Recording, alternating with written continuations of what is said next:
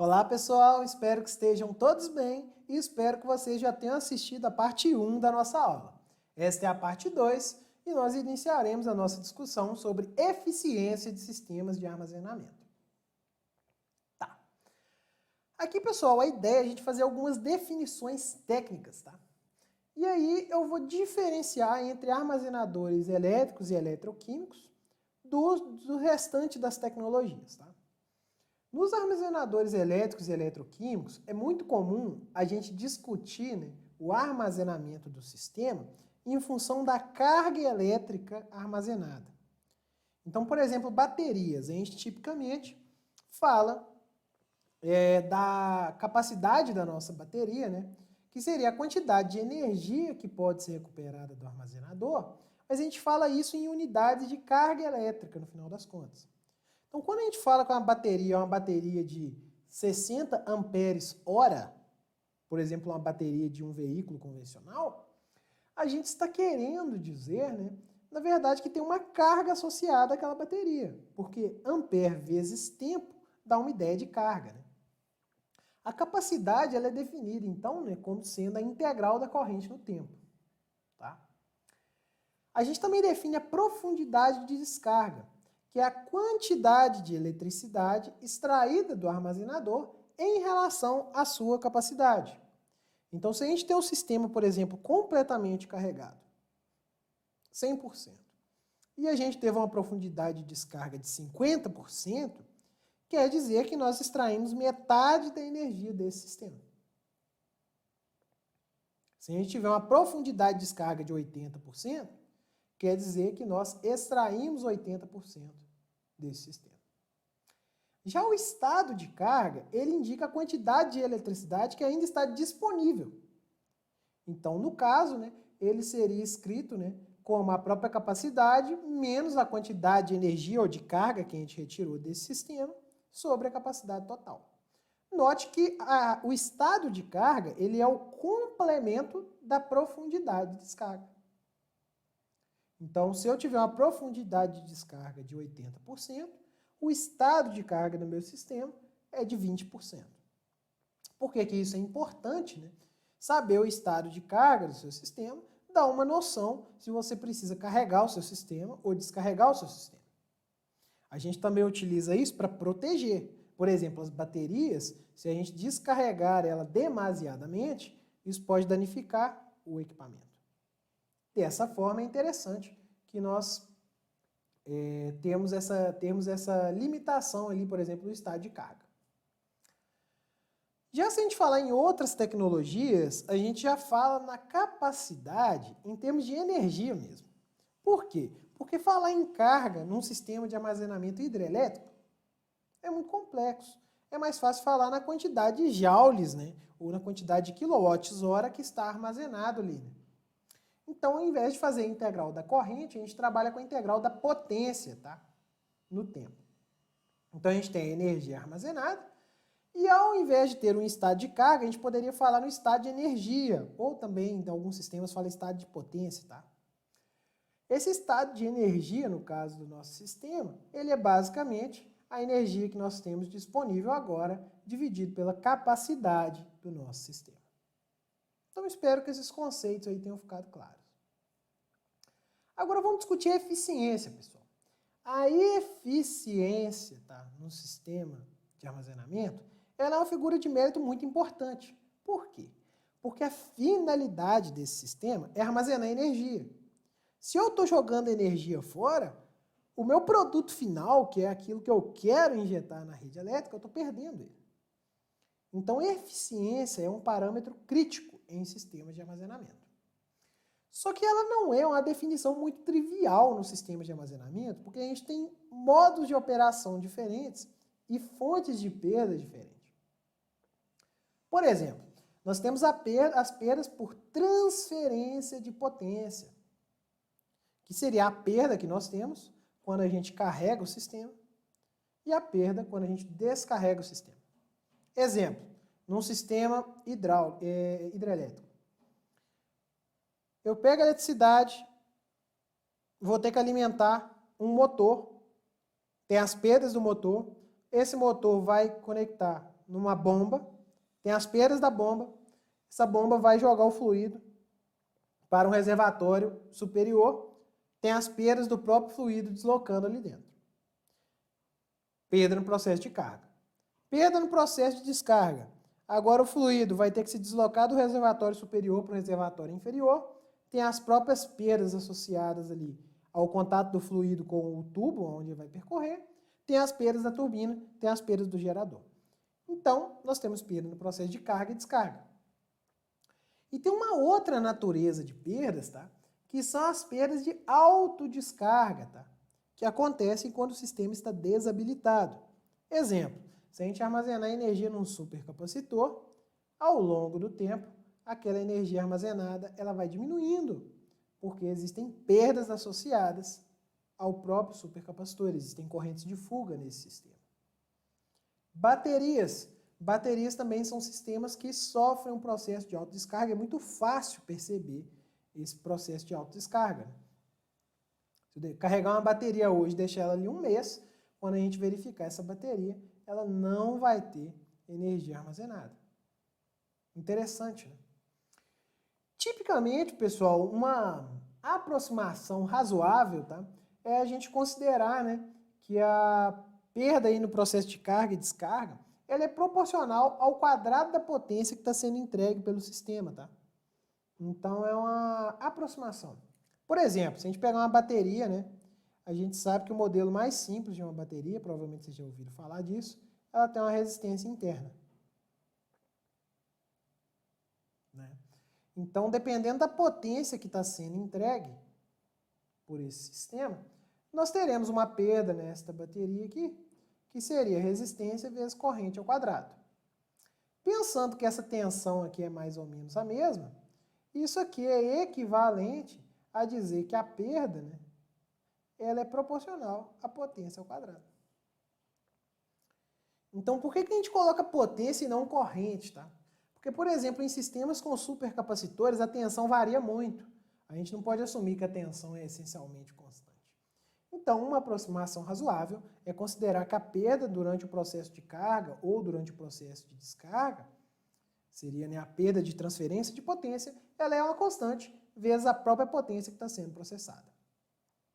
Já a perda, né, de autodescarga do sistema, ela tipicamente ela é uma função do estado de energia do sistema. O que eu quero dizer? Se a bateria está completamente carregada, a autodescarga dela é diferente do que se a bateria tiver com 50%. E é diferente se a bateria tiver com 20%. Então, existe uma correlação, que a gente não vai preocupar aqui em saber qual é a correlação, mas existe uma correlação entre o estado de energia e a autodescarga do nosso sistema de armazenamento. Portanto, né, a nossa perda de energia total, ela é a perda por transferência de potência, mais a perda por autodescarga.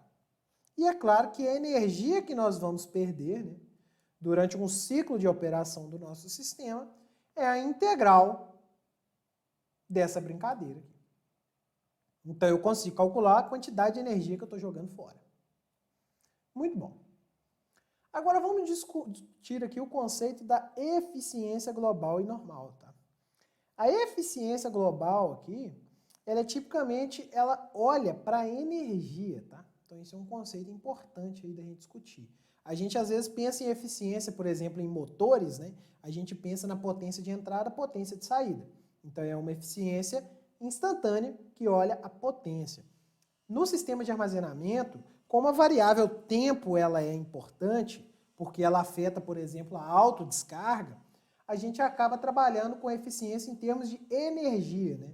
Eu entreguei X% de energia para o meu sistema, X, né, de energia, e uma parcela dessa energia que eu entreguei, ela se perdeu no meio do caminho. Ok.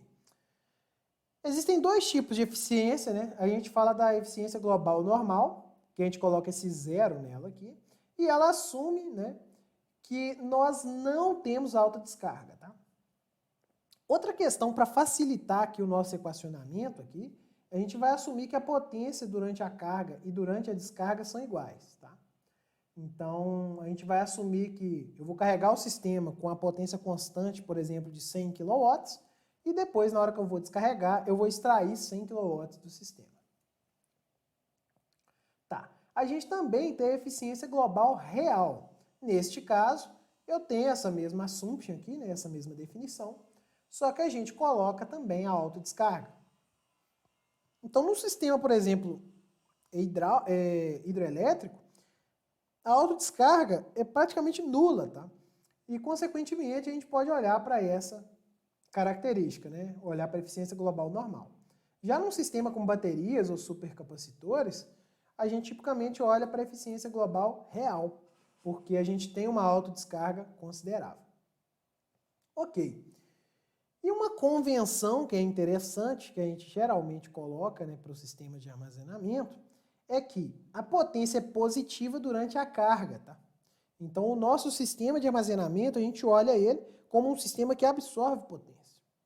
Então, a potência é positiva durante a carga e é negativa quando ele está entregando energia para a rede. Então, é uma notação aí que a gente também usa para elementos passivos, né, em circuitos elétricos. Então, a gente espera que o estado de energia do nosso sistema, num tempo qualquer, seja o estado de energia inicial, mais a integral da potência que o sistema está produzindo, pode ser uma potência positiva ou negativa, menos as perdas de energia, dividido pela capacidade do sistema. Então, isso aí vai dar uma noção de como o estado de energia do sistema muda com o tempo. No tempo t qualquer, é o inicial, mais o tanto de potência que eu inseri, ou o tanto de potência que eu drenei, integrado. Então, que fique claro aí, espero que tenha ficado claro aí essa ideia. Então, vamos assumir esse perfil de operação aqui, ok? Nós temos um perfil aqui que injeta uma potência PM, estou carregando o meu sistema, injetando, absorvendo ele da rede, né? Por exemplo, 1 megawatt de potência, durante um tempo TCH, que é o tempo de carga. O que a gente espera, né? O nosso estado de energia do nosso sistema, ele vai aumentar ao longo do tempo, porque eu estou carregando o sistema. E nós teremos perdas associadas a este sistema. Por que a perda ela está aumentando, pessoal? Essa energia da perda. Porque ela, na verdade, é a integral das perdas que acontecem no sistema. Então, ela aumenta à medida que o tempo passa. A perda total de energia é função do tempo. Ok. Nesse intervalo de tempo aqui, eu vou parar a carga do meu sistema e vou desligar esse sistema. Ele vai estar, vamos dizer assim, desabilitado. A gente vai ter esse idle mode aqui, né? O que vai acontecer? Como o meu sistema, eu estou supondo que ele tem uma autodescarga, nós teremos uma redução do estado de energia do sistema. Pode ser grande ou pode ser pequeno, depende da tecnologia, tá? O ideal é que seja pequeno, tá? E isso também vai depender do tempo que esse sistema está ali desabilitado, tá? Quanto maior esse tempo, maior a perda de estado de energia, maior a perda de energia que teremos. Como nós temos uma perda de energia agora associada, né, a uma outra fonte, né, não é agora a perda associada ao processo de carga e descarga, ela tem uma mudança aqui, ela é diferente a característica dela. Não precisaria ser linear, mas nesse caso aqui a gente está representando como um aumento aqui, uma quantidade aqui de energia, né? Por que a derivada reduziu? É como se as perdas tivessem reduzido, né? Então eu estou considerando que as perdas aqui nesse modo aqui desabilitado são bem menores do que as perdas durante o carregamento. Mas a energia que a gente vai perder, ela continua aumentando, porque eu estou perdendo energia armazenada. Nesse intervalo agora, eu vou realizar uma descarga. Então agora, né, a gente realiza, né, uma descarga no nosso sistema, também com a potência PM, agora negativa, né, e consequentemente o estado de energia do meu sistema reduz. Essa descarga é feita por um tempo TD, que não necessariamente é igual ao tempo TCH. Na verdade, não é, né?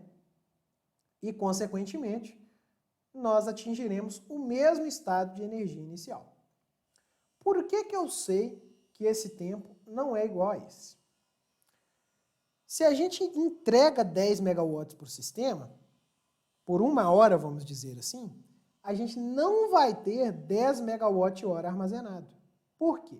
Porque nós temos perda de energia.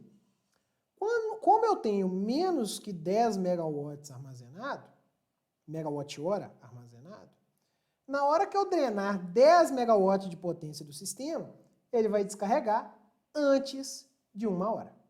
Por isso que esses tempos de descarga e de carga não são iguais neste exemplo que estamos discutindo aqui.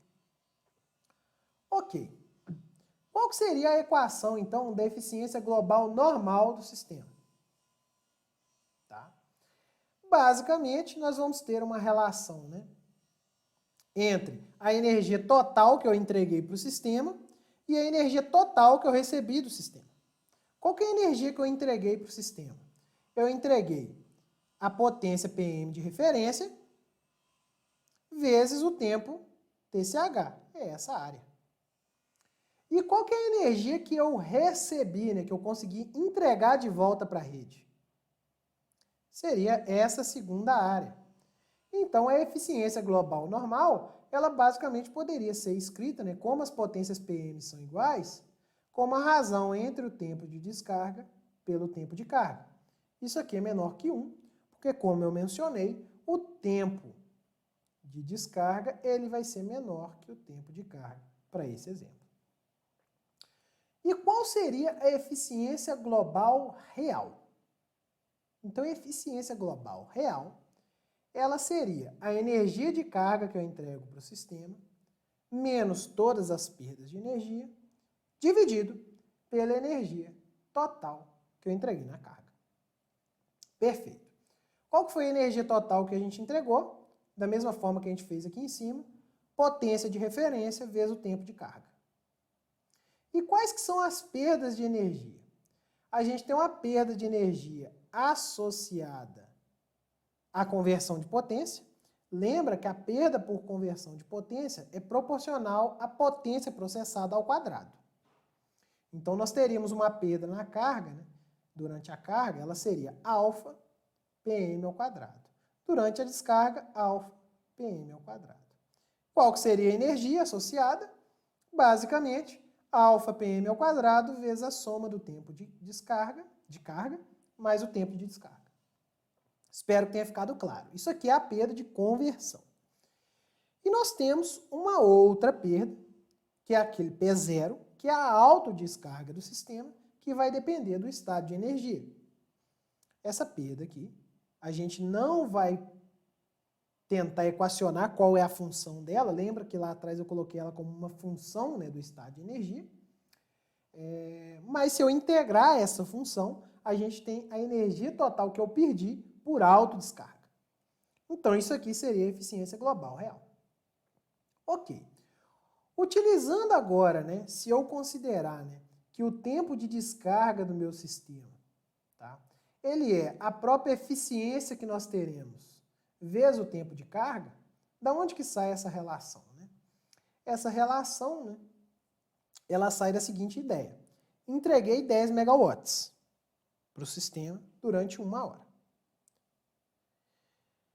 Se a minha eficiência for tal que eu vou ter 9 megawatts hora disponíveis, a gente vai ter uma eficiência de 90%.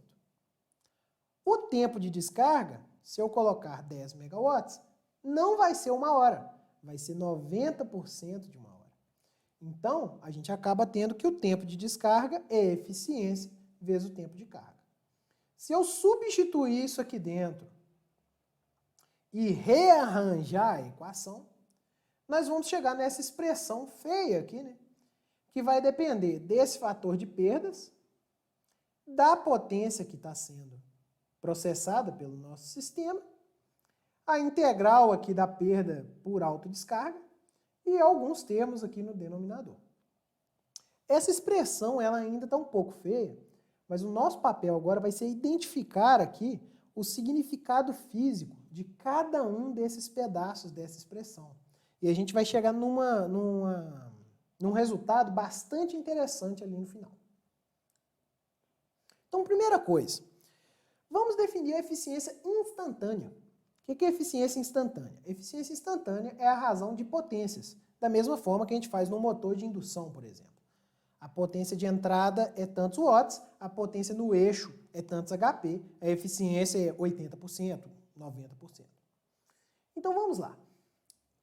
Qual que é a eficiência instantânea durante a carga desse sistema? Ela é basicamente, né, a potência que eu vou entregar para o meu sistema dividido pela potência que eu entreguei.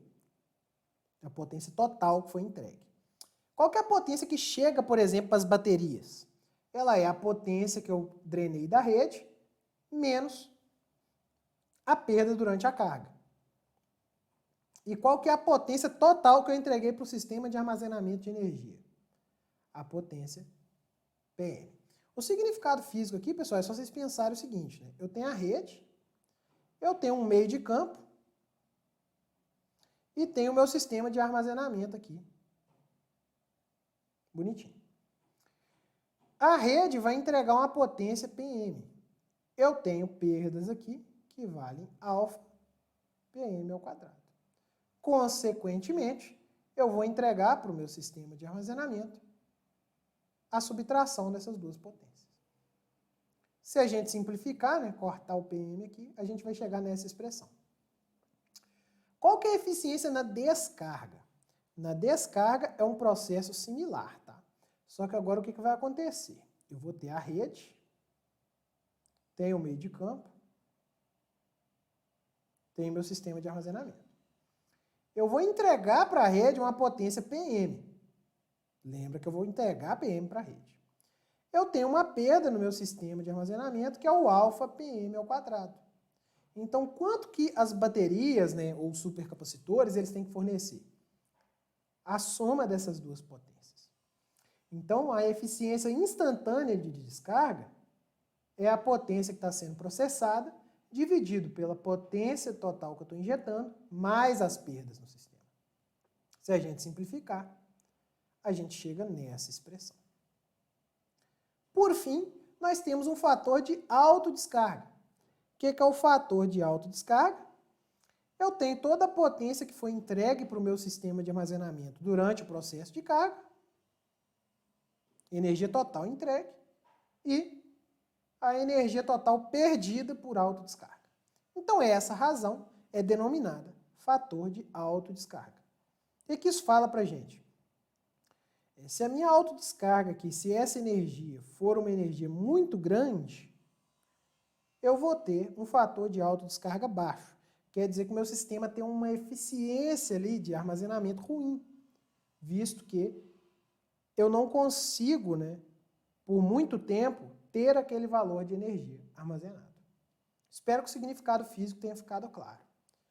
Por que a gente deduziu essas expressões? Se a gente olhar para aquela equação, né, da eficiência global real do sistema, a gente consegue identificar aqui alguns termos.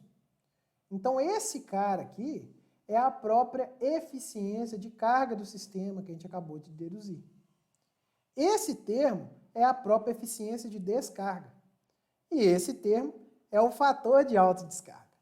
Então, a gente consegue escrever que a eficiência global real do sistema de armazenamento depende da eficiência de carga, do fator de autodescarga e da eficiência de descarga do sistema.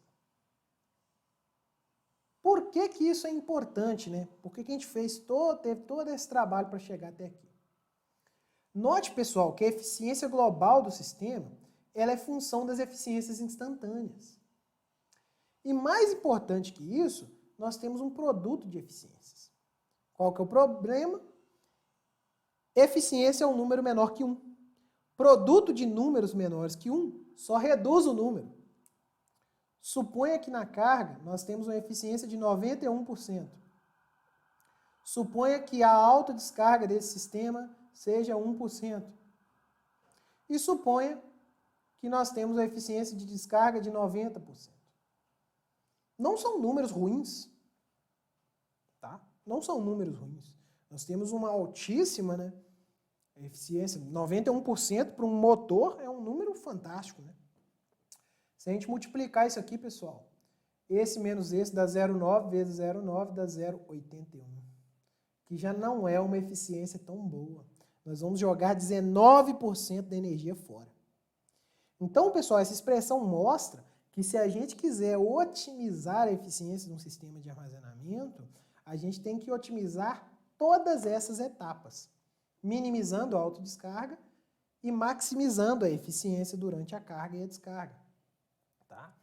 E isso não é só para a bateria em si, mas também para o sistema de conversão que tem lá. Então, por exemplo, o conversor eletrônico que tem no sistema desse de armazenamento, ele tem que ser altíssimo, uma eficiência altíssima, para que a gente garanta, né, baixas perdas de energia. Tá? Então, no final das contas, isso é um ponto crítico e vai ser uma métrica de comparação de tecnologias, essa questão da eficiência do armazenamento. E por que isso é importante? Energia é o produto final, então tem um fator financeiro associado. Toda essa perda de energia que você está tendo, ela pode ser pensada como um custo operacional do seu sistema. Se você minimizar esse custo operacional, vai ser muito bom para a relação custo-benefício do seu sistema. Agora, pessoal, vamos para a última parte da nossa aula, onde vamos fazer uma comparação entre tecnologias de armazenamento. Muito bem. Aqui a gente tem um primeiro gráfico bastante interessante dessa referência aqui, ó, desse livro, que discute faixas de aplicação das tecnologias. Tá? Então, o que acontece? Esses sistemas de armazenamento, por exemplo, né, sistemas de ar comprimido, ou sistemas baseados aí em bombeamento, né, hidrelétricos, eles são sistemas que são empregados em potências altíssimas. Né? Então, você consegue empregar eles em potências elevadas e fazer armazenamentos, né, por tempos relativamente longos. Tá? Quando a gente olha para os flywheels, por exemplo, são tecnologias, tá, que conseguem potências, aí, vamos dizer, aí, médias, né, só que a gente acaba aplicando por intervalos de tempo curtos, né, até na faixa, aí, por exemplo, de minutos. Já as baterias, elas estão aqui em aplicações intermediárias. A gente consegue armazenar mais energia do que no caso dos flywheels, tá? Por tempos maiores e valores de potências maiores. É por esse motivo, né, que sistemas de armazenamento por baterias estão em alta, vamos dizer assim, tanto em questões de mercado, quanto também em questão de pesquisa e desenvolvimento. Tá? Então, é um mercado interessante, né, em que essa tecnologia está sendo inserida. Ok? E se a gente quiser armazenamentos por tempos muitíssimo longos, nós temos também as opções, né, de armazenamento por hidrogênio, né, ou até mesmo por energia para gás, né, no caso metano. Então, é só para vocês terem uma noção, né, que é cada macaco no seu galho. Né? Em certa faixa as tecnologias competem, né, mas elas têm mercados em que elas deslancham, vamos dizer assim. E quais figuras de mérito, tipicamente, a gente usa para poder comparar nesses sistemas de armazenamento? Aqui eu vou apresentar para vocês 4 figuras de mérito, que pode ser que vocês nunca viram isso. Tá? Então, a primeira seria densidade de energia e densidade de potência. Tá? O que seria isso? Seria a capacidade de armazenar energia em watt-hora ou quilowatt-hora no sistema por volume. Então, o que a gente pode comparar, né, usando densidade de energia? Para uma mesma aplicação, sistemas com maior densidade de energia vão ter um volume menor. Olha que interessante. Já a densidade de potência, ela vai falar para a gente a quantidade de potência que o sistema consegue entregar. Então, por exemplo, tecnologias de bateria, elas têm uma potência máxima, né, que elas conseguem entregar, por exemplo. Já os supercapacitores conseguem entregar uma quantidade de potência muito maior, porque eles conseguem entregar muito mais energia em menos tempo. Eles têm uma velocidade de resposta maior. Então, essa métrica de densidade de potência deles seria mais interessante. Outra figura de mérito seria a densidade específica de energia e a densidade específica de potência. E aí, no caso, eu não olho watt por volume, ou watt-hora por volume. Eu olho para o peso, a massa do sistema. Por que isso é importante, né? Se você pensar que você tem que embarcar isso, por exemplo, numa plataforma de petróleo, ou num veículo elétrico, ou no avião, essas métricas, né, de potência por volume e potência por massa são importantíssimas. Tá? Isso permite comparar melhor esses sistemas, né? E escolher, né, para uma dada aplicação qual tecnologia é mais interessante. Aqui a gente tem uma comparação aqui olhando, por exemplo, densidade específica e densidade de energia, né? Densidade específica de energia e densidade de energia de algumas tecnologias, né? Então, o que a gente nota, né? Os flywheels, por exemplo, são tecnologias que vão tender a ocupar mais volume. Por quê? Porque eles têm uma densidade de energia, né, e uma densidade específica de energia menor. Tá? Se a gente olhar, tá, para algumas tecnologias de bateria, elas vão ter valores melhores de densidade de energia e de densidade específica de energia. Então, se eu quiser embarcar esse armazenamento, né, se eu quiser embarcar, né, isso, por exemplo, num veículo elétrico, essas tecnologias aqui elas são mais interessantes porque elas ocupam menos volume.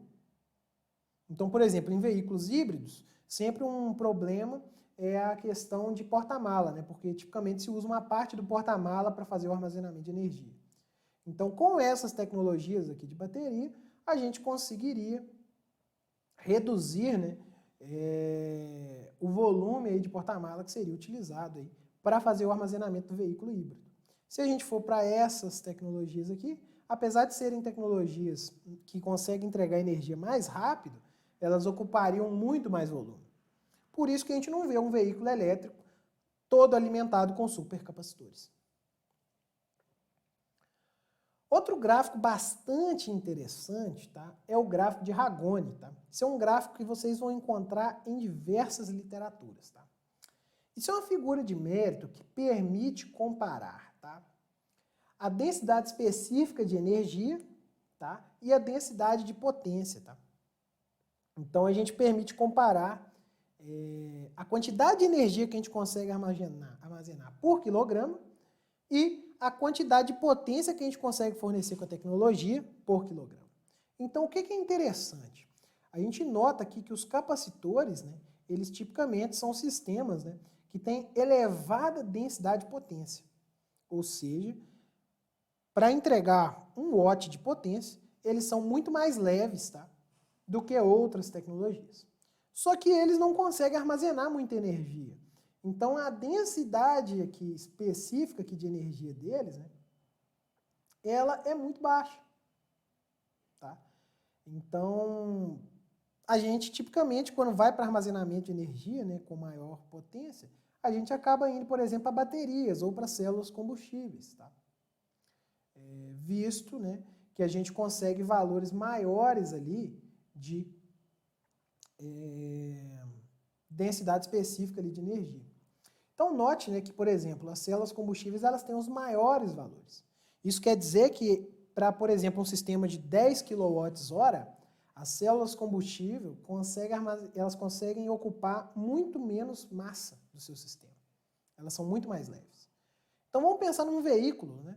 Se a gente pensar num veículo elétrico, por exemplo, né, quando a gente olha para densidade específica de energia, a gente está preocupado com o alcance do veículo.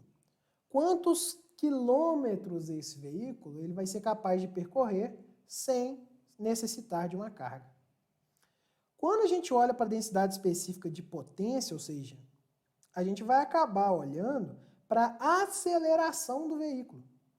Então, a gente quer jogar mais potência rapidamente para acelerar o veículo. Então, aqui a gente tem algumas tecnologias, né, já comerciais, de produtos comerciais, né, as faixas que eles ocupam aqui, né, nos diagramas aqui de Ragone. O que a gente nota? As células combustíveis, elas estão no topo aqui. Ou seja, para veículos que necessitem de maior alcance, as células combustíveis são mais interessantes. Por exemplo, ônibus que vão fazer viagens longas.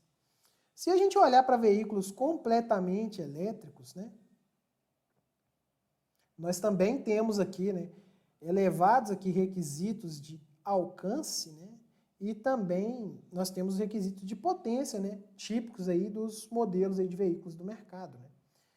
E a gente nota, né, que para tal, né, para atingir esse requisito, a gente vai ter que estar próximo aí de tecnologias de bateria, por exemplo, as baterias de íons de lítio, né. Os capacitores passam longe dos requisitos de energia, mas para os requisitos de potência, eles são muito bons, né?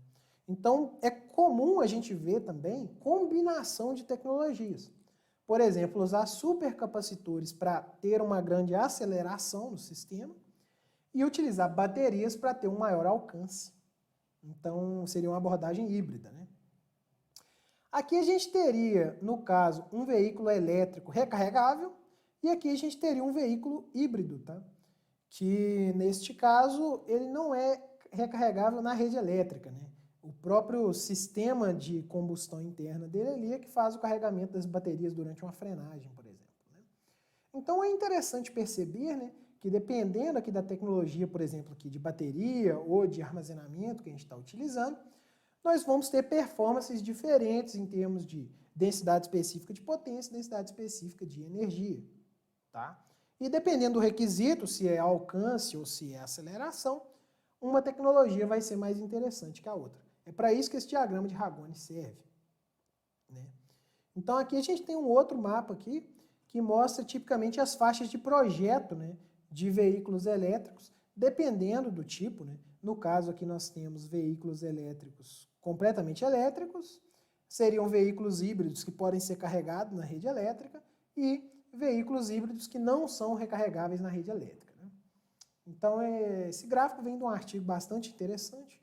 Caso vocês tenham interesse, é de um grupo de pesquisa da Universidade de Aalborg, na Dinamarca, vocês podem consultar também. Muito bem. Aqui agora nós temos um dado de eficiências típicas, tá? Então, seria a eficiência completa do sistema, tá? E o tempo de vida médio, tá? Tempo de vida a gente vai ver que é algo um pouco complexo, porque depende de várias variáveis, né? Mas a gente tem aqui esse tempo de vida em número de ciclos. O que seria número de ciclos? Número de cargas e descargas que a gente pode fazer nesse sistema, tá? Tipicamente para baterias seriam cargas e descargas completas, ok? Ok. O que a gente nota, né? Tecnologias aqui, por exemplo, de baterias aqui, né? Elas têm eficiências que podem variar, por exemplo, de 70% a 80% para baterias de chumbo ácido, mas se a gente for para baterias de íon de lítio, as eficiências são bem maiores, acima de 90%. Por isso que essas baterias elas começaram a ganhar mercado, porque elas trabalham com eficiências bem maiores, tá? Além disso, elas têm uma vida útil maior se comparado às melhores baterias de chumbo ácido do mercado. Interessante, né? Já os sistemas de armazenamento por ar comprimido ou os sistemas hidroelétricos, né? Você nota que eles trabalham com números de ciclos altíssimos, né? Acima aqui de 10 mil ciclos, tá? São sistemas que têm vida útil bastante elevada, né? Contudo, eles vão trabalhar com eficiências aqui que vão chegar até 85%. Tá? Já sistemas baseados em supercapacitores, né, e sistemas baseados em flywheels, são sistemas também com eficiências altíssimas, né? Então, se vocês lembrarem, deu um número ali em torno de 90% para os flywheels. Os supercapacitores também, tá? São sistemas que têm uma elevada eficiência e uma elevada vida útil. O problema desses sistemas é o espaço que eles ocupam. Então, para uma mesma potência, né, e uma mesma energia armazenada, esses sistemas são muito maiores do que, por exemplo, sistemas de armazenamento por baterias. Tá? E aqui a gente tem um detalhe aqui, um gráfico bastante interessante, que relaciona custo, tá? Mas aqui a gente está falando de custo por potência e o custo normalizado por energia armazenada. Tá? Então vocês estão percebendo, né, que quando a gente especifica um sistema de armazenamento, a gente precisa falar quantos quilowatts vão ser entregues, né, nominal, e qual que é o armazenamento, a capacidade do sistema. Né? O que a gente nota? Os supercapacitores, eles são bastante interessantes quando a gente olha em potência. O custo por quilowatt deles é bem baixo, mas o custo por quilowatt-hora é bem elevado. Conclusão, para descarga rápida, supercapacitor é legal. Agora, para armazenar muita energia, não é uma boa solução. Tá? Ok, já no caso das baterias, elas têm performances aqui intermediárias, né? Então tem custos bem menores aqui que os supercapacitores para a questão de armazenamento, tá? Mas tem um custo por kilowatt um pouco maior do que, por exemplo, a tecnologia aqui de chumbo ácido, que são tecnologias mais baratas. Outra questão interessante, apesar da eficiência ser menor, sistemas por armazenamento, por ar comprimido e sistemas ali hidráulicos, né, são sistemas que têm custos relativamente baixos. Tá? Quando, é claro, as localidades são propícias à instalação desses sistemas, né? Porque tem um impacto ambiental associado e tudo mais. Mas são sistemas que têm custos menores. E por isso eles têm um mercado tão grande para eles, né? A gente vai perceber isso. Né? Quando a gente olha para as baterias, o custo das baterias de íon de lítio é maior. Só que a gente vai perceber que o número de ciclos que essas baterias suportam é maior. Então, entra numa questão. É melhor pagar mais barato, mas ter que substituir as baterias ou utilizar baterias que duram mais tempo? Vocês vão perceber que o mercado está indo na direção das baterias de lítio.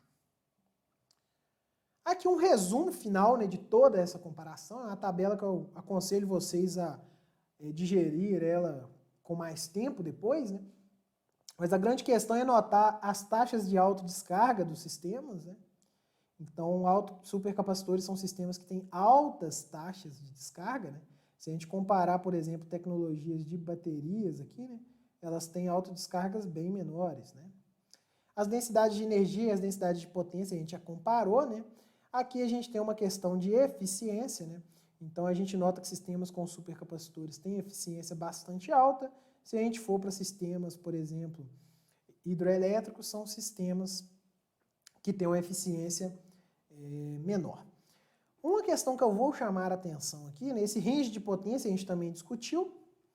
Agora, uma questão interessante que não discutimos é o tempo de resposta. Esse tempo de resposta, pessoal, a gente vai ter que retornar lá atrás naquele slide que mostrava os fenômenos no sistema elétrico e as constantes de tempo associadas. O que acontece? O sistema de armazenamento, o tempo de resposta dele tem que estar casado com o tipo de suporte ou de serviço que ele vai prestar para a rede. Se você simplesmente quer armazenar energia para fazer um deslocamento de demanda, o seu tempo de resposta, por exemplo, não precisa ser tão rápido. Agora, se você quer dar um suporte de frequência, você tem que ter respostas na faixa de milissegundos para conseguir, de fato, ajudar o sistema elétrico. Então é aí que vem essa questão. Né? Se a gente pegar sistemas de armazenamento, por exemplo, hidráulicos aqui, né, a gente vai ver que eles estão na faixa de segundos a minutos para responder.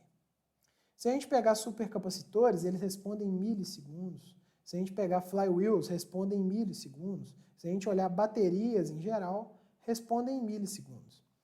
Então, para aplicações que necessitam de resposta rápida, essas tecnologias, por exemplo, flywheels, supercapacitores ou baterias, elas são mais interessantes. Se eu quiser armazenar energia com finalidades de, por exemplo, controlar a demanda, né, ou prestar serviços de mais longo prazo no sistema elétrico, por exemplo, despacho de energia, sistemas que têm resposta na faixa de minutos, eles podem ser bastante interessantes. Então, que esse quadro resumo preencha aí, né, a mente de vocês com essa informação de que o tempo de resposta tem que estar associado com o tipo de serviço.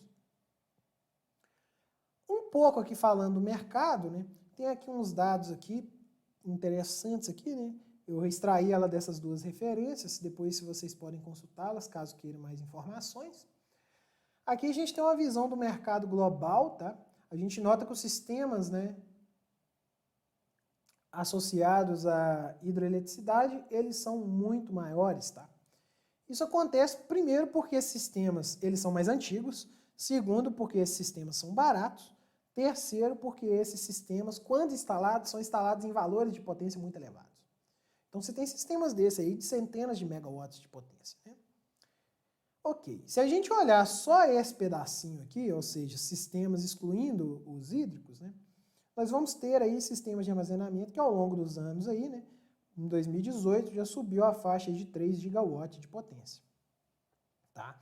Alguns players importantes aí, Japão, Estados Unidos, China, Coreia, também tem a Alemanha, que não está discriminada aqui, mas é um país que tem um mercado enorme de armazenamento, como a gente vai ver.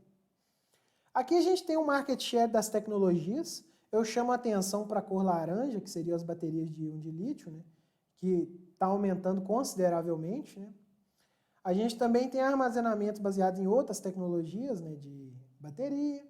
Tecnologias de ar comprimido, elas aparecem de uma forma bastante assim, singela, né, tímida, né, no mercado.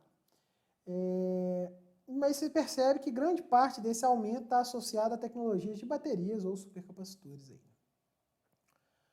Aqui a gente tem agora o mercado, né, aonde esses sistemas estão sendo instalados.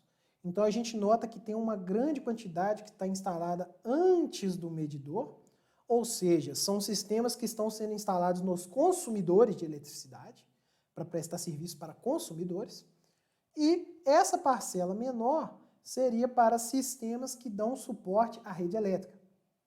Note, pessoal, que a partir aqui de 2014 começou a ter um aumento expressivo desses sistemas que prestam serviço para os consumidores. A razão para isso está apresentada aqui nesse slide. Tá? Esse slide aqui mostra o crescimento aí, né, do sistema de armazenamento aí, né, no mercado alemão. Tá? Isso foi extraído de um artigo bem recente aqui, publicado por um grupo de pesquisa alemão. Aconselho vocês depois a dar uma olhada nesse artigo. Tá? Ele tem dados bastante interessantes que explicam esse crescimento, né, do sistema de armazenamento. Tá? Aqui a gente tem primeiro, né, todo o mercado de armazenamento. Então a gente nota que o mercado de armazenamento por baterias já é uma parcela significativa do mercado alemão. Tá? Ele girou em torno de 5 bilhões de euros em 2018. E uma parcela importante desse sistema de armazenamento, aqui 13%, está associada a armazenamentos nos consumidores, tá? Principalmente aqui nas casas, né, residencial. Nós também temos uma soma aqui, né,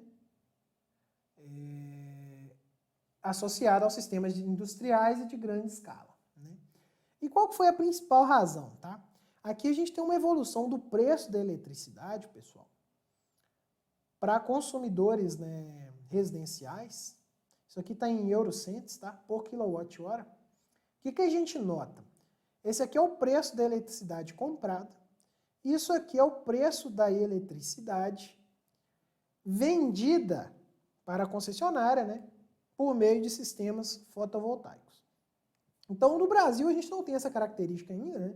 No Brasil, hoje, né, a conta não é feita em reais, né, mas sim em quilowatt-hora, né, quilowatt comprado, quilowatt-hora vendido. Mas a gente nota que lá na Alemanha o modelo já é um pouco diferente, né? A gente olha em preço do quilowatt-hora. O que é que a gente nota?